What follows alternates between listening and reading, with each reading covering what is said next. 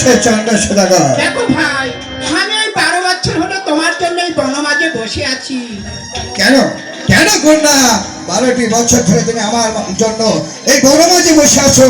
আমি এমন কি অপরাধ করেছি তোমার কাছে? ভাই, তুমি কোনো অন্যায় করনি এবং আমার প্রয়োজনে আমি বসে আছি। দেখো ভাই, এবং আমার বিবাহ হবে ভাই। তাই নাকি? হ্যাঁ। আমি যদি তোমাকে এক মুষ্টি পুজো দিই তাহলে তুমি জাতির কোলে উঠতে পারবে, আর আমি যদি তোমাকে এক মুষ্টি পুজো দিই তাহলে তোমার বিবাহ হবে। হ্যাঁ ভাই। তাহলে এসো কন্যা, তুমি আমার পিছন পিছনেছো, আমি তোমাকে আমার রাজমহলে গিয়ে তোমাকে আমি নিজ হস্তে পুজো দেবো। ঠিক আছে, তাই চলো ভাই। আচ্ছা তাই হতো। এই তুমি কি খেলে? কেন? আমার খানা আমি খেয়েছি, তাতে তোমার কি? তাই নাকি? হ্যাঁ।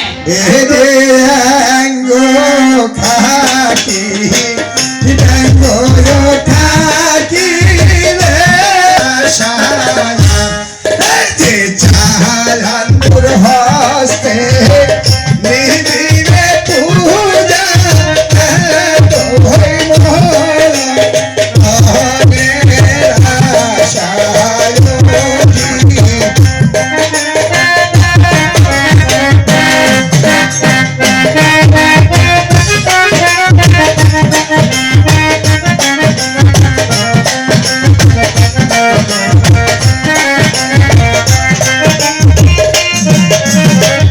তাহলে তুমি আমাকে পুজো দেবে না? না না না, আমি তোমাকে এক ফোঁটা জলও দেব না। কি? আমার নাম আমিও সেই পদ্মা দেবী। তোমার হাত থেকে যে কেমন করে পুজো নিতে হয় তা ভালোভাবে পদ্মা দেবী জানা আছে। হ্যাঁ তবে তাই হবে, আমিও দেখবো তুমি কেমন করে আমার হস্ত থেকে পুজো নাও। তাই নাকি? পূজা দেবার চাই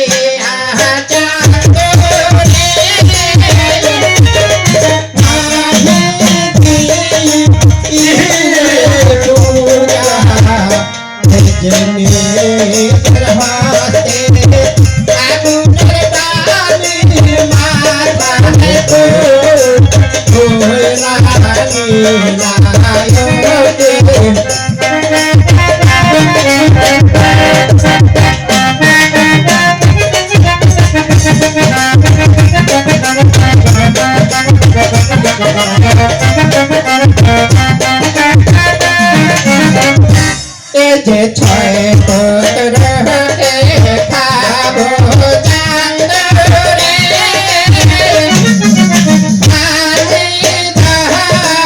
ওই সাগরে এতে আহার পুত্র খাওরে চান্দন হারিবা আসর ঘরে রোগী।